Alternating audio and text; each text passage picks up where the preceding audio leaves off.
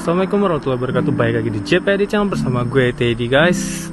Semoga kabar teman-teman sehat-sehat selalu ya. Dan kali ini gue lagi jogging sore hari di daerah sekitar gue. Nah jadi niatnya sih sambil jalan-jalan gue bakal membahas soal Nihongo Gakko, sekolah bahasa, lalu pertanyaan-pertanyaan yang muncul di Instagram DM gue. Dan gue bakal coba sedikit bahas satu persatu ya guys ya. Nah ini pemandangannya, mungkin di sini teman-teman bisa sambil lihat ya. Nah tuh pemandangannya guys. Oke, gue jadi sambil jalan-jalan gue bakal coba bahas soal sekolah bahasa Jepang ya. Dan ini bersangkutan dengan video yang gue buat sebelumnya guys. Nah, untuk teman-teman yang belum nonton video gua, lebih baik tonton dulu video gua sebelumnya ya. Di sana adalah cara lengkap untuk mendaftar sekolah bahasa Jepang sampai visanya datang dan CO-nya datang ya guys ya.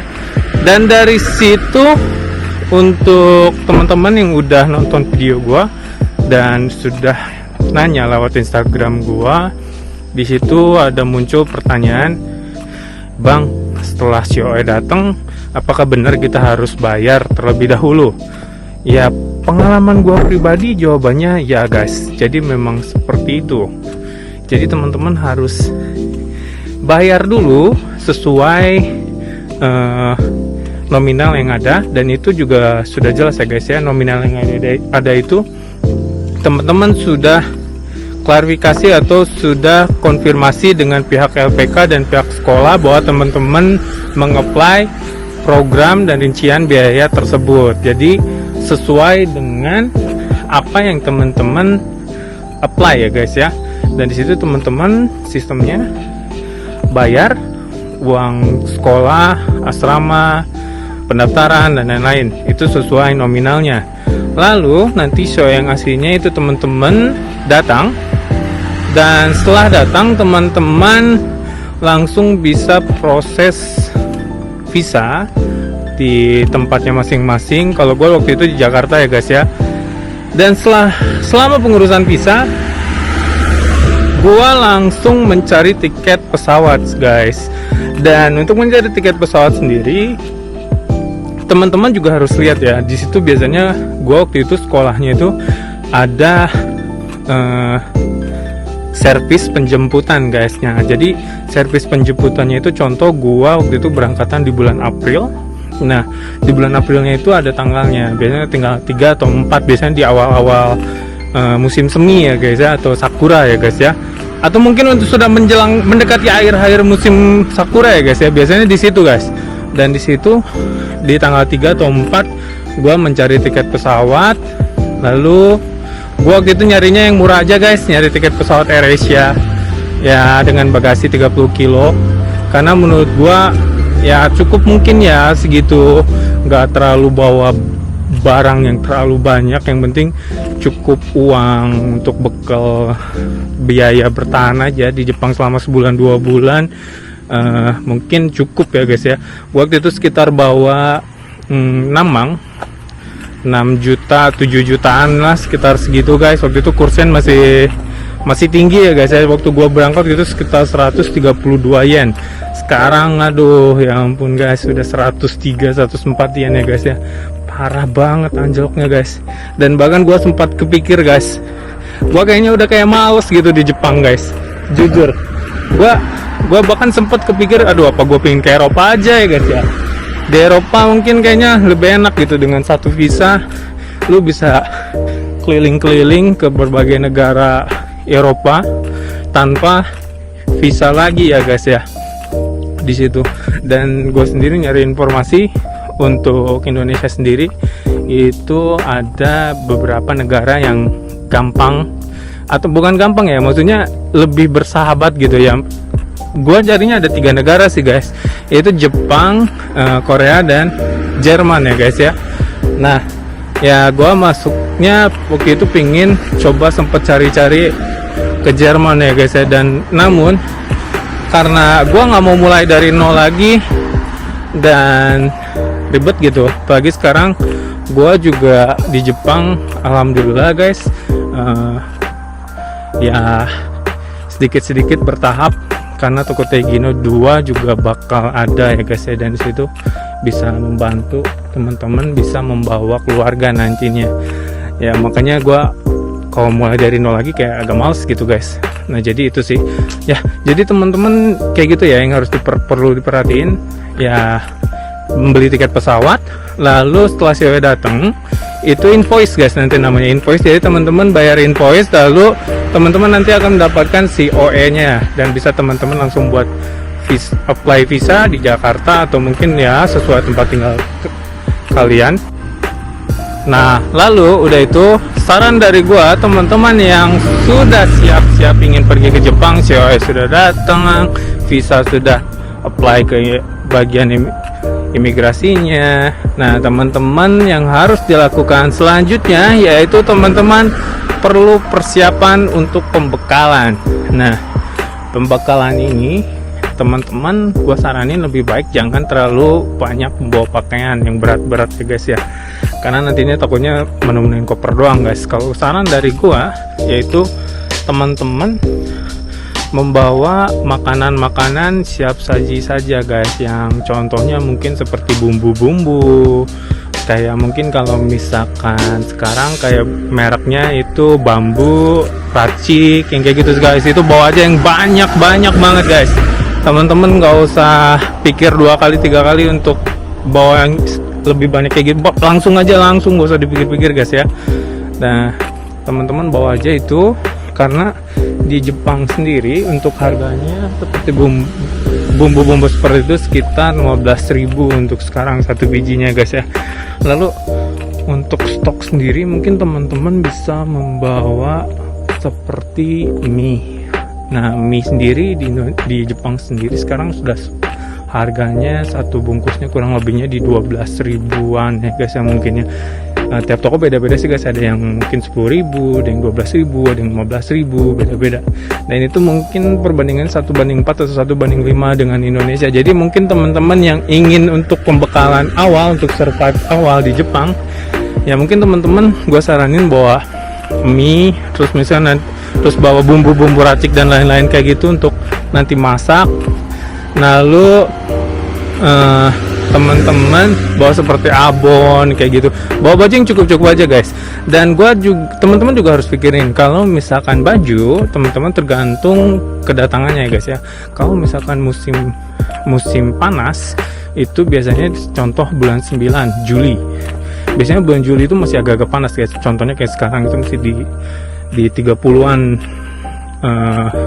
panasnya guys ya. Jadi teman-teman bawa aja yang pakaiannya pendek seperti itu, karena bulan 10 sendiri itu udah mulai sedikit-sedikit masuk bulan musim gugur ya, masih terlalu sejuk-sejuk lah, masih oke lah seperti itu guys.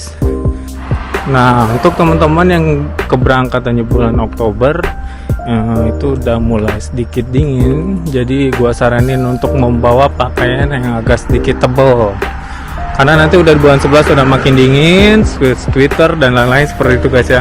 Lalu untuk teman-teman yang keberangkatannya bulan April, gua juga saranin untuk awal-awal bawa aja yang sweater, karena setelah bulan April itu nanti mulai masuk ke musim panas. Jadi nggak usah terlalu bawa pakaian yang agak terlalu banyak ya guys ya, untuk yang tebalnya bawa sedikit saja. Lalu ya paling itu sih guys yang harus diperhatikan. Ada juga yang keberangkatan bulan 1 sih guys, biasanya jarang sih, cuman bulan 1 biasanya bulan April program setahun atau 2 tahun. Lalu bulan Juli biasanya itu keberangkatan 1 tahun 9 bulan atau mungkin 9 bulan doang.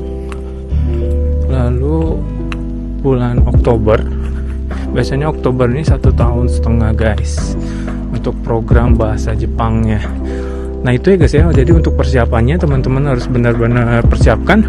Nah lalu ada lagi pertanyaan yang muncul dari teman-teman yang nanya gue lewat Instagram, Bang, bagaimana kalau misalkan nanti setelah kuliah, setelah Nihongo Gakko itu bisa nggak masuk ke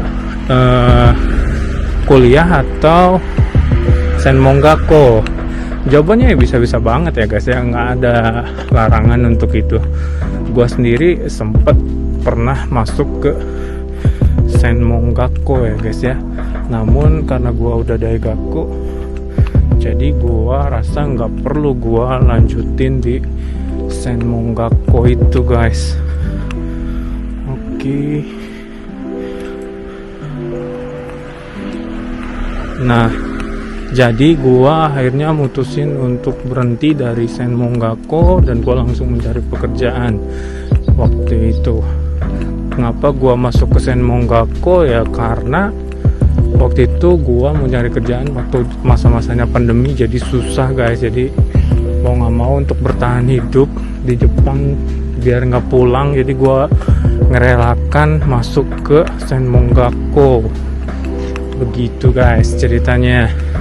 Nah, syarat untuk masuk Senmonggakko dan kuliah ini berbeda-beda, namun biasanya minimalnya teman-teman harus minimal untuk kuliah itu biasanya teman-teman harus memiliki JLPTN 2. Lalu ada NATES. Biasanya NATES ini digunakan untuk teman-teman yang ingin melanjutkan kuliah di Jepang, baik itu Senmonggakko maupun kuliah ya guys ya. Namun untuk Senmonggakko sendiri itu nggak semuanya diperlukan NATES. Jadi pengalaman gua waktu itu nggak perlu NATES, dan gua juga cuman hanya minimal punya JLPTN 3 guys. Nah, untuk kuliah ini biasanya yang 2. Kalau enggak, teman-teman bisa cari yang biasa atau mata kuliahnya itu yang menggunakan bahasa Inggris. Nah, teman-teman itu mungkin nggak terlalu masalah ya guys ya dengan JLPT-nya. Namun teman-teman di situ teman-teman harus mempunyai mungkin TOEIC ya guys ya, berapa gitu nilainya. Karena gua nggak pernah masuk, jadi gua nggak tahu guys. Untuk mungkin teman-teman nanti setelah datang di Jepang bisa cari informasi soal itulah, soal TOEIC. Namun biasanya kayak gitu guys ya, NATES, JLPTN 2, TOEIC, seperti itu guys. Dan untuk biayanya sendiri gua nggak bisa terlalu bilang banyak, yang pasti ya cukup mahal ya guys ya. Gua waktu itu pengalaman Senmonggakko gua itu setahun itu 75 juta, 80 juta itu dalam setahun. 2 tahun ya sekitar 140 juta. Lalu program kuliahnya pun panjang, jadi gua rubah itu juga susah ya guys ya.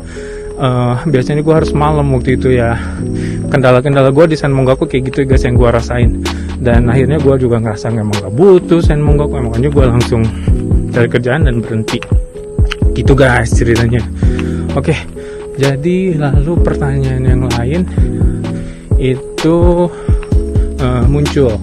Misalkan contohnya teman-teman, Bang, untuk misalkan untuk program sekolah bahasa Jepang itu ada yang pendek nggak? Misalkan ya ada, itu teman-teman bisa ambil aja yang program 9 bulan, yang program 1 tahun, nggak perlu ngambil yang 2 tahun ya guys ya. Kalau misalkan teman-teman misalkan cuman buat datang ke Jepang belajar sedikit sambil nyari pekerjaan, ya bisa, nggak jadi masalah gitu. Lalu pertanyaan yang lain itu teman-teman untuk mencari pekerjaan. Nah, untuk mencari pekerjaan untuk yang pingin cepatnya itu teman-teman ya harus yang pertama cari aja dari Indonesia. Misalkan Arubaito di daerah dekat tempat sekolah kalian, contohnya Osaka. Misalkan teman-teman tinggal cari aja daerah Osakanya di mana, misalkan Namba. Ya teman-teman tinggal searching aja Arubaito Namba. Nanti keluar di situ ya muncul lah bagian ada, biasanya ada langsung aplikasinya. Nah, kalau untuk aplikasinya sendiri ada Tonework. Dulu gua carinya Tonework guys.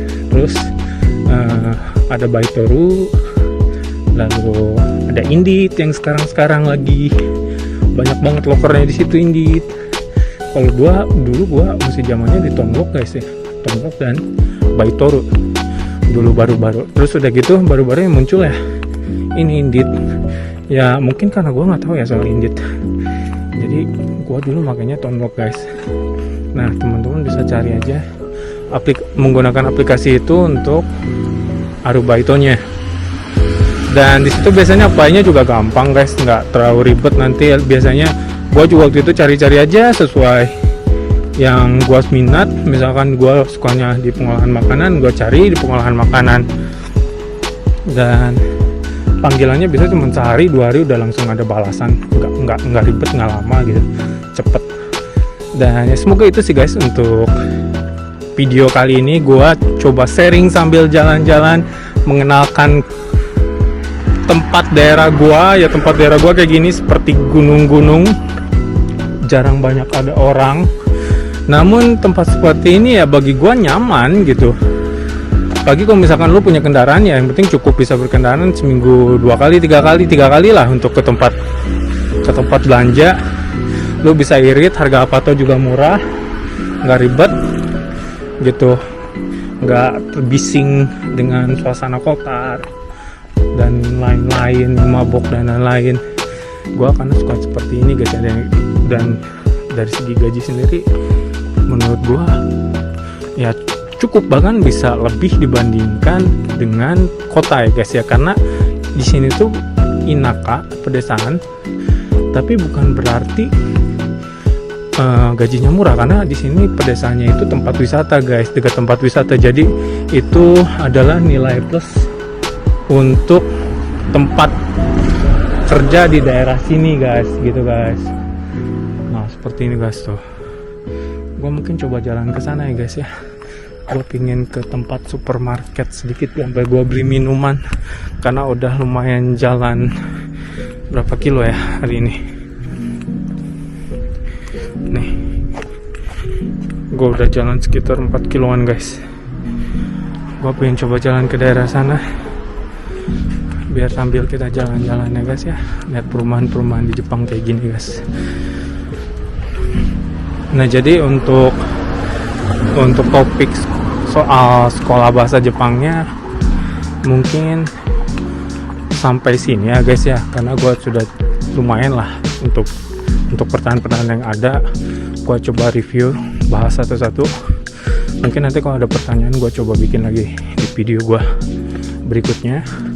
Dan ya untuk sekarang gue video aja kayak gini ya guys ya. Tuh videonya. Gue sambil jalan-jalan. Dan ya untuk teman-teman, apalagi sekarang udah bulan September. Nah gue juga waktu itu pendaftaran yang untuk April. Biasanya di bulan-bulan sekarang pihak LPK sudah mulai membuka rekrutmen pendaftaran untuk teman-teman yang ingin berangkat di bulan April. Nah biasanya ingat teman-teman, untuk bulan April itu ada yang 2 tahun, ada yang setahun ya guys ya. Yang 1 tahun biasanya untuk orang-orang yang sudah bisa berbahasa Jepang, langsung ke Jepang. Lalu setelah itu mereka langsung mencari pekerjaan ya. Dan untuk gua sih, karena gua nggak terlalu jago bahasa Jepang, jadi gua harus belajar dari nol, dan gua mengikuti program 2 tahun. Nah untuk teman-teman yang daftar sekarang, persiapkan formulir-formulirnya. Teman-teman sudah yang belum nonton video gue sebelumnya, di situ ada formulir syarat-syarat untuk mendaftar program sekolah bahasa Jepang. Jadi jangan ketinggalan ya guys ya. Dan minta dukungannya untuk teman-teman, share, subscribe, like, dan komen untuk gua lebih bersemangat untuk membuat video-videonya.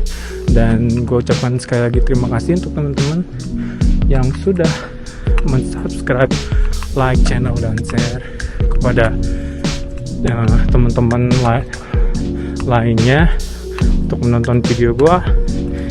Semoga kedepannya gue bisa lebih bersemangat, dan konten yang gue buat semoga bisa membantu teman-teman yang ingin pergi ke Jepang, khususnya melalui konten atau program sekolah bahasa Jepang ini.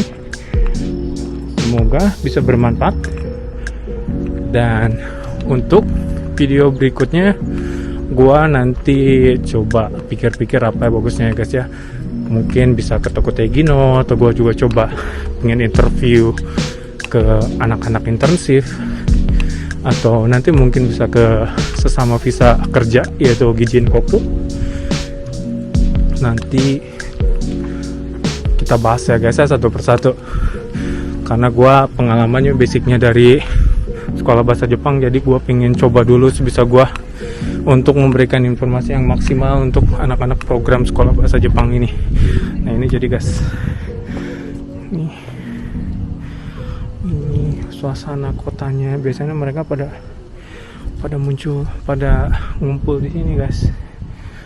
Nah ini, namun di sini biasanya banyak nenek-nenek, kakek-kakek guys ya. Udah banyak yang berumur sih guys di sini ya. Nah, mereka pada ngumpul nongkrong di sini. Coba kita jalannya guys ya sebentar guys, karena di depan itu ada tempat belanjanya guys.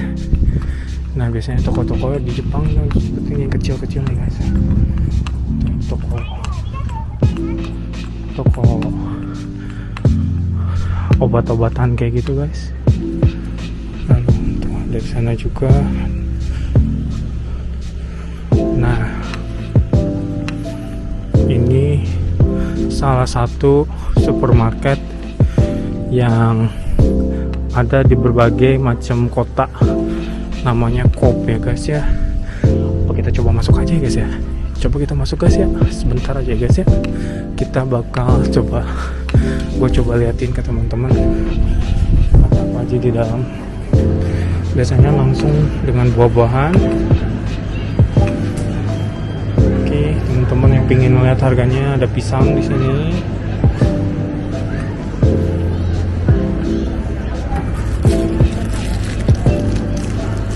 Pisangnya sekitar 14 ribuan ya guys ya.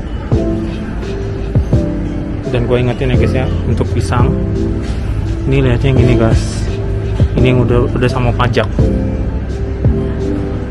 Oke, bagian buah-buahan.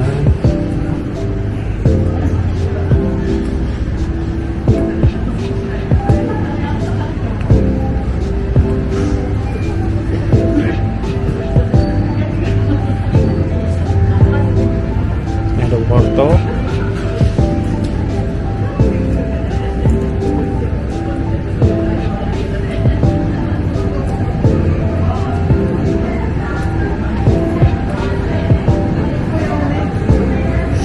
Biasanya ada ikan-ikan guys, bagian ikan-ikan. Biasanya bagian daging-daging di sini.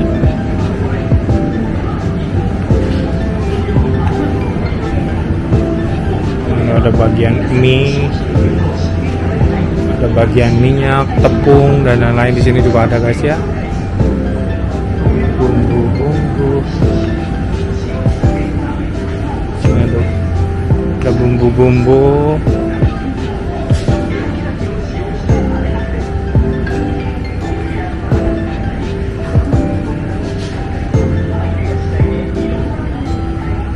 Bagian mie juga banyak sini ya guys ya. Namun nggak ada mie Indonesia ya guys ya.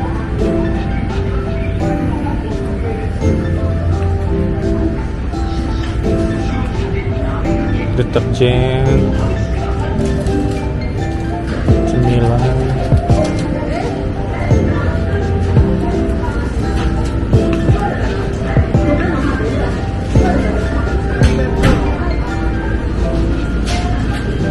Ada alkohol juga banyak guys ya di sini. Roti.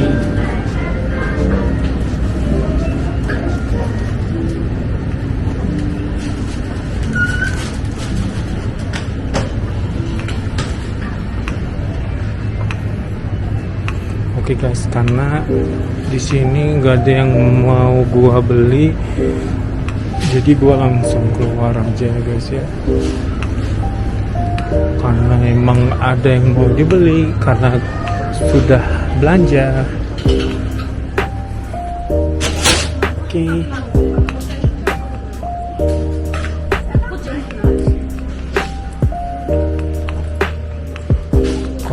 lanjut ke videonya di luar. Nah di sini, nah di depan itu ada taman guys. Biasanya kayak mereka kayak main yakyu atau lempar-lempar bola mukul kayak gitu guys ya. Lalu tempat nongkrong anak-anak biasanya main playground situ. Karena di daerah gua ini taman yang gedenya cuman ini guys. Karena yang lain itu jalannya nanjak, naik turun tuh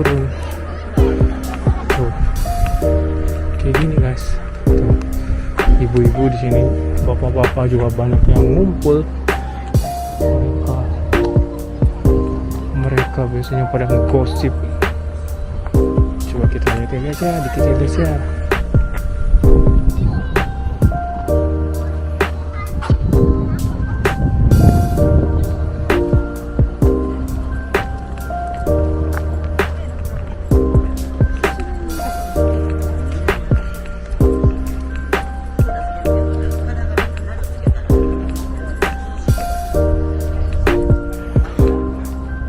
Nah jadi kayak gitu guys, gua sekarang coba balik lagi ke arah pulang ke rumah. Jadi gua kurang lebih dari sini harus jalan 3 kilo 4 kiloan ya guys ya untuk sampai rumah. Nah jadi untuk video kali ini semoga videonya bisa bermanfaat untuk teman-teman. Mohon maaf bila ada salah-salah kata. Bantu ke teman-teman kalian untuk share video gue ya guys ya, biar gue lebih bersemangat. Oke guys, sampai jumpa di video berikutnya. Sayonara.